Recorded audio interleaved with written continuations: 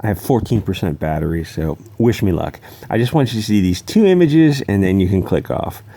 Captain Marvel, Tony Stark. Click the links to support the channel or mail me stuff. I was thinking, I wonder if people hear me talk about all this istophobic agenda stuff, and if they think I'm too sensitive. So I thought about a test. Take a look at 100 random comics and analyze them for protagonist, antagonist, sex, ethnicity, religion, etc., and see if my theory is correct. I keep saying that certain people are overrepresented when portraying the evil characters. I only say that because I'm right, like absolutely right. But prove me wrong. If you have a comic where it isn't white man bad, then mail it in. I thought I would grab a random 100 comics off the shelves and do a breakdown on the whole blonde man bad issue. I could try to crowdfund the money it would cost, but then realize that 1, nobody would send me money, and 2, I would spend the money on weed and Valium. So maybe it's better if people just send me comics. I saw the Marvel's Voices comic. Let me just ask, do women belong in comics? The answer is not woke women. The only women who can write to the sacred male energy are right-of-center women or women who are true free thinkers. Otherwise, it's a case of women appropriating a culture that isn't theirs. They are marginalizing and oppressing men and boys. Of course, it should go without saying that the best writers are those who are also familiar with the medium of comics. Hiring people to work in comics who have never read them is, as they say, problematic. These, I'll call them woke tarts, come into comics and think they're going to shake things up and deconstruct comics. They will really show these man babies they're going to teach them all about feminism. But then they don't sell because people don't want to pay $4 to learn about why these women hate men so much. They don't want to see women in the role of superhero. Or maybe it's better to say they still want them to look and act like women. But when women who run with the woke write comics, they click every single check mark of Marxism. It's always brown girl with a hijab who's a Mary Sue or a lesbian and has the short hair or shaved side of the head. Or if it's a blonde woman, then she is, of course, dating a black dude.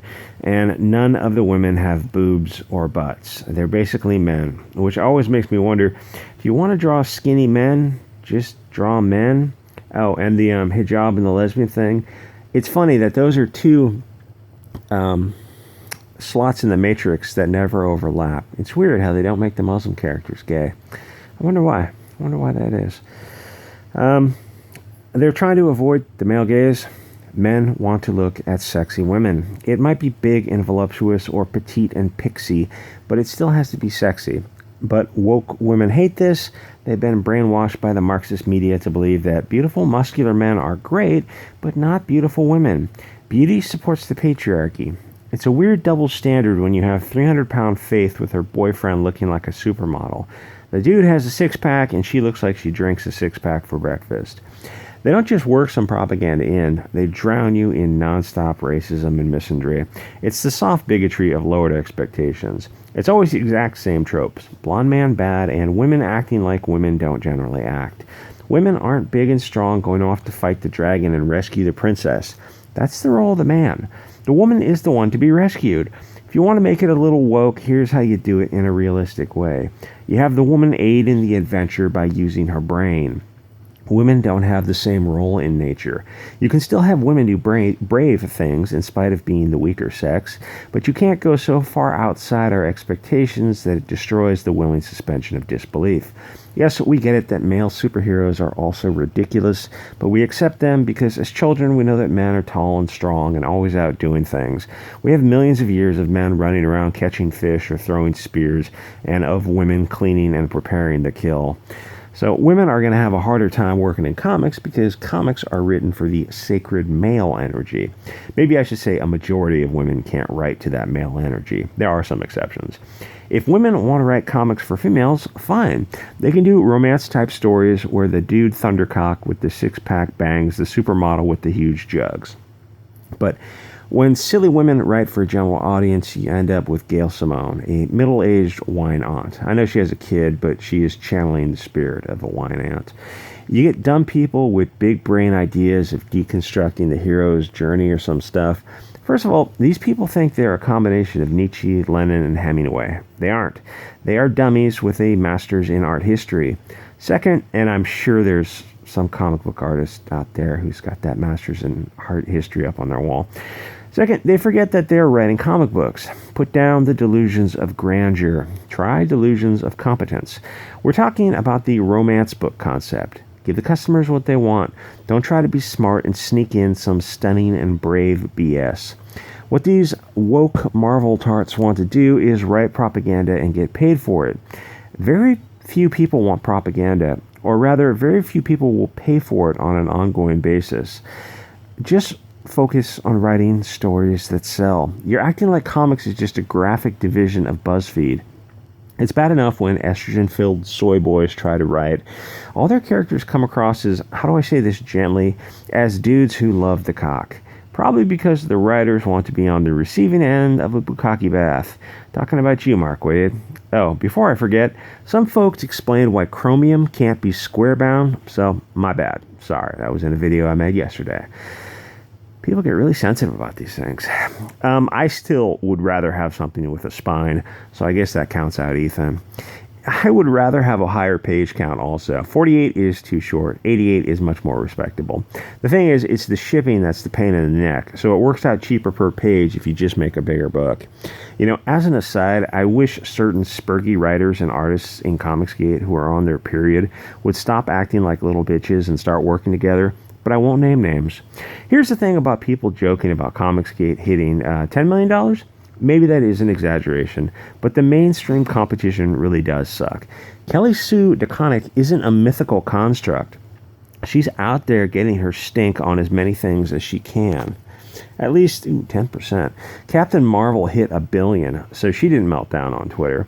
Go read Gail Simone's Twitter and scroll back a few days. She lost her mind when Birds of Prey didn't do as well as hoped. If Captain Marvel wasn't nestled between the two biggest films in history, it would not have done nearly as well. But we shall see how well Captain Marvel 2 does. The difference between yes, he's in a frilly bathrobe, mainstream and romance novels or Comicsgate is giving the customers what you want them to consume versus what the customer wants. It's the difference between socialism and capitalism. People flee from socialist countries to go to capitalist ones. Why is that? It's analogous to mainstream comics. They're so bad that people will pay double or triple the prices to read the premium product that is Comicsgate comics. In a sane industry, there's no way that CG Indiegogos would reach the numbers they do. Though to be accurate, comics aren't worth the $4 they are charging for them. I guess there are two ways to increase the gross. Lower the price and sell more, or raise the price. But the obvious solution is to fire the writers and editors and start over with a mix of people who are voting for Trump and whoever will steal the nomination from Bernie. That's a little joke for the Bernie supporters, but we all know it's not a joke. They won't allow Bernie to go against Trump. They will select the safest bet and they will find the safest bet and select him. Probably will be warned. It's a strange world where a lady who stole a job that was meant for an Indian will get the nomination. But it's Joker Planet, and unless we have World War III, things will just get worse and worse. Plot twist, we are going to have World War III. So since you're preparing for the Corona-chan, you may as well add some stacks at 223 for your Liberty devices. Maybe some something for some long-distance oppression. History has a way of repeating, and the Tree of Liberty needs some love also. Maybe I should leave that paragraph out. Oh well. The fact that there is a Captain Marvel on the shelves to review is pretty good evidence that all the world's a stage and the people merely clowns. The only reason it hasn't any sales at all is because of the film doing well. Hopefully it will drop to whatever their cutoff point is, and they cancel it. Then they'll reboot it. Hopefully with someone who doesn't hate men and is suffering from Trump derangement syndrome. But I wouldn't get your hopes up. How it sells 30,000 issues is beyond me. Maybe it's soccer moms buying this for their transsexual sons. I don't see how someone would be paying $4 for issue 15. It's not as if the first 14 issues are any better. Anyway, let's see. She easily defeats a bunch of men. The only one who gives her a challenge is the Lady Hulk, who looks like a man who is wearing a sports bra. Just go full bore. Take the top off, show that there are no boobs under there anyway. In fact, there are no boobs to be seen in this comic at all. For some reason, Marvel hates women to look like women, but they still want men to look like men, except for Tony Stark, who they put in a frilly bathrobe, because they want to feminize men as much as possible. So why would you want to read this? Maybe Tony dressed like a woman is funny in one scene, but that's it. Guys don't typically dress like Liberace. Guys don't dress up well at home. A bathrobe? Sure, maybe, but a frilly one is a bridge too far. The trick to writing strong women is to write to women's strengths and not tear down the men. But the people working for Marvel are bad writers, and they have serious issues with the powerful male spirit. And actually, they seem uncomfortable with the feminine energy also. It's pretty much the task of a child to do this cringy reversal of gender roles. It's very low effort. I would rather read Sina Grace's latest comic, Ghosted in L.A., because the characters are openly gay and hate Christians. They're very upfront about it. You know what you're getting. Sina is very, very gay. Beyond hairdresser gay, musical theater gay. People think of Captain Marvel and are probably expecting it to be something like the movie, which I have to admit I tried to watch and I couldn't keep my eyes open. That and the last X-Men were shockingly bad, and I'm a fan of the genre. I will watch anything. But at least they used to be subtle with the feminism. It's like they got a hard-on and decided to ram it in as hard as possible where it doesn't fit. I realized that was an awkward turn of phrase. But you know what they say? A slippery tongue will get you into a tight spot. I can't imagine what would happen if one of the writers in Comicsgate got the rights to write Captain Marvel. When you actually look at what happens in the past few issues of Captain Marvel and say it aloud, you realize how crazy it sounds. Captain Marvel defeats everyone in the Marvel world, even She-Hulk and Thor, the god Thor. If you're familiar with the Marvel Universe, you know that Thor and the real Hulk are the big dogs. But since it's current year, they had to overpower her and get rid of the Hulk and bring in PMS Hulk.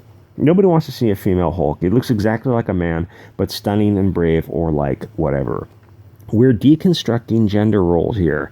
Hey, do you guys know that this is a commercial enterprise? Someone has to keep the lights on. That's why we need socialism, comrades. We need to tax people to subsidize our comics. You mean force them to buy your comics? Yes, because we know what is best for the people, because we are the elites. And you know what the Washington Post said about the elites? That they should get more votes. Yes, seriously, it was an op-ed piece, but after they got blasted on Twitter, they changed the title without noting that they changed anything, because they are dirty, dirty smear merchants. 8%. That's a hell of a battery. Anyway, guys, like, comment, subscribe. Support the channel. You can click the link, send me email, post office box, send me comics. Buy me a coffee, the coffee site, Patreon. There are tiers for everyone at Patreon. Everyone. All right, guys. We'll see you next episode.